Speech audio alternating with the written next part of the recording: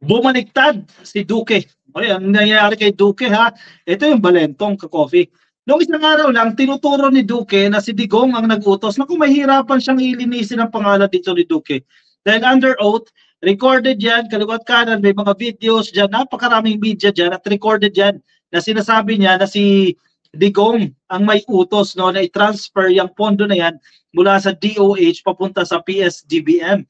47 billion pesos ka-COVID, tumataginting na 47 billion pesos ang illegal na inilipat mula sa DOH papunta dyan sa PSDBM para sa procurement ng COVID-19 materials. Sabi ni Harry Roque yan, ni Duque yan, dating DOH Secretary. Pero ngayon, taken out of context daw. Ano to, bumabawi na ng statement? Ganun ba yon? Sino ang tumawag? May narinig ako kanina, may komentaryo ako narinig kanina. May tumawag daw kay Duque. Sino yung tumawag kay Duque? Totoo ba yan na may tumawag? Yan ay tanong lang, no? Totoo ba may tumawag? At ang parang sabi daw, bakit mo naman nilaglag si Digong? Anyari? Oh, taken out of context daw yan. Ano naging taken out of context? Eh, malinaw na malinaw ang pagkakasabi niya. Ano yun? Paano may papaliwanag yan? Dahil siguro, ano to, nadulas ba to si Duque? Nasabi niya ang hindi niya dapat masabi, nadiin dito si Digong. Kaya ngayon, taken out of context. Kumbaga, naikanta mo na, babawiin mo yung kinanta mo. O, ano yan? Sino magmumukhang nakakahiya dyan? Hindi kayo din yan. Laglagan na, si Duque, tama lang yung ginawa niya eh. Total, naiipit na rin naman siya dyan eh. Ang problema siya yung nakapirma. O nagsalita siya eh. Siyempre, baka binabash din siya ng mga kaalyado ni Digong. Bakit mo naman nilaglag si tatay? Di ba? Tatay Digong, bakit siya naman nilaglag? O ngayon, ibang statement naman niya yun. Duque says statement during House probe taken out of context daw yan. Sabi sa balitang ito ng ABS-CBN. Ano ba talaga, sir? Baka nagpagamit ka dyan. Former Health Secretary Francisco Duque III on Tuesday explained his statement during the Mondays hearing, where he said that former President Rodrigo Duterte authorized the transfer of 47.6 billion pesos worth of COVID-19 funds to the procurement service of the DBM o PSDBM. According to Duque, his remark has regrettably been taken out of context. Nangyari? Taken out of context. Ganun ba yun? Buti sana kung pinutol, no? Yung kanyang statement, kinatukat at nagbuo na bagong statement. Yan, bati taken out of context. Yan, ibuo eh. Yung statement na yun eh. Duque insisted that the transfer of funds for the procurement of common use supplies and equipment or CSEs such as face masks, face shields, and PPEs was above board given the urgency and novelty of the situation. Eh, magpaliwanag kayo sa korte niya. Kasi criminal charges ang isasampa sa kanya dyan. Pero huwag mo nang bawiin, sir. Yung statement, huwag mo nang bawiin yan. Kasi kayo din ang nagbumukhang kawawa dyan kapag binawi nyo pa yung statement na yan. What has been lost in the political noise is the fact that these CSEs were procured sometime in April 2020. During the very beginning of the pandemic, their procurement was only necessary but was of extreme urgency, sabi ni Duque. Pero hindi yan tanggap ng batas dahil nagmamadali ka. Negligence yan eh. Diba? Malaking katangahan, extreme na negligence yan. Ano yan? Dahil nagmamadali ako. Halimbawa, sige, nasa gobyerno ka, di ba? O teka, bibili ako ng laptop, nagmamadali ako. Dito na ako bibili sa kapitbahay kong supplier. Eh, ang presyo ng laptop dyan, 100 million. Eh, kung sa kabila, ang presyo, 1 million lang. Eh, kasi nagmamadali na ako, kailangan ko nang matapos eh. Dito na ako bumili sa kapitbahay ko, mahal. Eh, kasi ibabalik din sa akin yung 50% ng pondo. Parang ganyan ang nagyari. Hindi pwedeng ganyan. Malaking pera pinag-uusapan siya, no? Dahil yung justification mo, extreme urgency. Kailangan na makabili ng face mask at face shield. Kunyari dyan. Ang ombudsman hindi convinced. Sabi ng ombudsman, sampahan ng criminal charges itong si Duque at itong si Lau. The ombudsman in May said that the medical supplies were not CSEs, a term that usually refers to office supplies. O, tinuring nyo na office supplies. Yung mga CSEs ka-coffee yan, ballpen, yung pentel pen, yan, yung mga pangkaraniwan na ginagamit sa opisina ka-coffee. Mga notebook, sign pen, kung ano-ano, yung mga ganyan. Yung mga basic lang ka-coffee. Kasi ang nagiging policy dyan, ang gobyerno na magpo-procure sa mga gamit na yan at hihingi ka na lang. para maiwasan niya ang korupsyon. Yung kanya-kanya pa kayo, di ba, ka-coffee? Kasi sinusuri nila yan. Halimbawa sa ballpen. Ano yung best ballpen na ginagamit sa mga government offices? Sinusukat nila yan. Gaano kahabang tinta ang kayang gawin ng isang ballpen? Kinukumpara nila yan. Let's say Panda at saka Pilot. O Panda at Pilot. Alin ang mas pinakamainam dyan at na ano ang mas mura? At pasok naman doon sa tinatawag natin terms of reference, yung pinaka-requirement mo, kung pasok naman yan, hindi yan ang po-procure natin. Tapos hihingi na lang mga government agencies. Yan po ay para lang sa common supplies. At ang sinasabi ng ombudsman, hindi common supply itong mga face shield at face mask na yan. Ibig sabihin, hindi nyo dapat nilipat yan sa PSDBM. Bakit nyo nilipat yan? Sabi ni Duque, utos ni Digong ngayon hindi, taken out of context. Ano ba talaga? Indeed, the directive of President Duterte was consistent with and pursuant to the national policy embodied in the Bayanihan to Heal as One Act and 2. Sabi ni Duque. Sana sinabi niya yan ng hearing, hindi ngayon. Ngayon na nahuli na, ganun ba yun?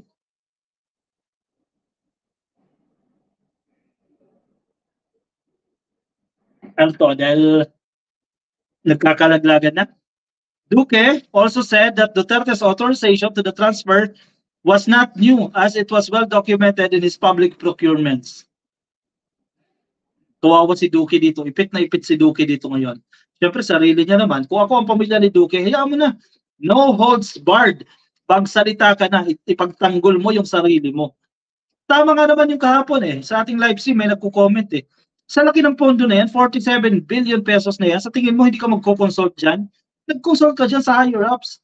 At wala ka na nagawa, utos ni boss, utos ni tatay. Tatay Dix. President Duterte has been consistent and open in directing his administration as a whole to act swiftly and decisively and do all that it can to fight the pandemic. His directives were openly made and repeated during our numerous cabinet meetings, his regular televised public address, and in various interviews reported by news outlets. Pero, yun nga may abogado kayo Hindi lahat ng sasabihin ng presidente, kung sino man susundin mo. Di ba? Pwede mo may contradict yan sir. According sa ganitong batas, sa procurement law natin, bawal po. Paano po ba yan? Di ba? Hindi ko ano sasabihin, kaya ka nga naway consultant kaya ka may abogado dyan May accountants ka dyan Di ba? Bago mo gawin ng isang bagay, lalo pa ito, hindi biro yan Hindi po pwedeng i-dahilan na nagmamadali kasi kami sa COA, hindi lulusot yan. Bakit mo ginawa yan? Anong batayan mo? Diba sa dinami-dami ng abogado, bakit hindi nyo kinonsult? Tama ba yan? Nasa tamang proseso ba yan? Hindi pwedeng sinabi dahil sinabi ni Tatay Diggs, gawa ninyo ng paraan. Dapat wala ka na-violate na batas dyan. Kasi again, public funds yan. Hindi yan personal na pera ni Digong, hindi personal na pera ni Duque yan. Inutang yan. Babayaran ng mga Pilipino yan. Kaya nga ang public fund dapat ginagastos mo yan sa dapat niyang pagkagastosan at ng tama. Hindi yung basta-basta ka na lang dyan dahil nagpakatanga ka, di ba? Negligence nga Kasi nagmamadali kami, dito na kami bumili. May nagkapera dyan, malinaw. The purchase of the COVID-19 supplies was allegedly marred by corruption. The formally accused of being a preferred contractor. Ayan, naimbestigahan na yan sa Senate Blue Ribbon Committee. Yang formally na yan, controversial din. Former Senate President Franklin Drilon earlier said that Duque's statement during the hearing was a change of tune. O yan na. O paano ka ngayon, sir? Ikaw ang naiipit siya. Nag-iba ka na ng tono. Senator Risa Ontiveros said Duterte should explain why he ordered the transfer of funds. Government officials, including Duterte, had defended the transaction, saying there was a need to fast-track procurement because of the COVID-19 emergency and that the controversial firm had delivered on the contracts. Mali nga May batas nga tayo, para saan pa yung batas, di ba? Nakagawa ka ng mabilis na batas Bayanihan Act, di ba? Isa na sinama ninyo sa provision na yan na magkakaroon tayo ng hindi pagsunod doon sa procurement law. Di ba? Ibig sabihin, mali ang ombudsman dyan ngayon. Ibig sabihin, binayaran na naman ang ombudsman dyan. Bakit ganyan yung naging decision ng ombudsman dyan? Binayaran na naman ni First Lady. Yan na naman ang dahilan nyo dyan. Ayan, marami kayo kailangan ipaliwanag dyan. Ikanta na agad si Digong, sabi ni Erwin Benedicto. Ayun, kinanta na ang problema, sir, binabawi, taken out of context daw yan. Hindi pa nagdidesisyon ang SC na illegal. Definitely, wala pa naman talagang desisyon. Sir, wala pa. Ang ombudsman ang nagsasabi na nakitaan ito ng probability na nagkamali. Kaya nga pinapakasuhan niya ng criminal charges itong si Lawat si Duque. Ang Supreme Court, wala pang desisyon. Ang tinutukoy natin kanina nasa issue ng Supreme Court, yung kay Digong, na sinasite po ng Supreme Court na ipinasa ng Office of the President na 20,000 sa kanilang accomplishment report ay natsugi ng mga drug suspect. Magkaiba yan ha, baka nalilito kayo dyan, Argo. Baka nalilito ka, no? Lucky Titinio, magkakasabot yan sila Duterte. Ganoon na nga yan. Walang paninindigan si Duque, laban bawi yan. Bakit nga kasi may tumawag, hindi ko alam kung totoo ba yan, pero narinig ko sa komentary. Baka dahil after the hearing, nag-trending na agad ito di ba? Sabi na agad oy, ba't mo nilaglag si tatay? Bawiin mo yung statement mo. Maglabas ka ng statement mo. Sabihin mo, taken out of context. Hindi lang nga in-explain bakit naging taken out of context Di ba dapat in-explain yun Bakit naging taken out of context? Ano ba yun? May kinat ba doon sa speech? No.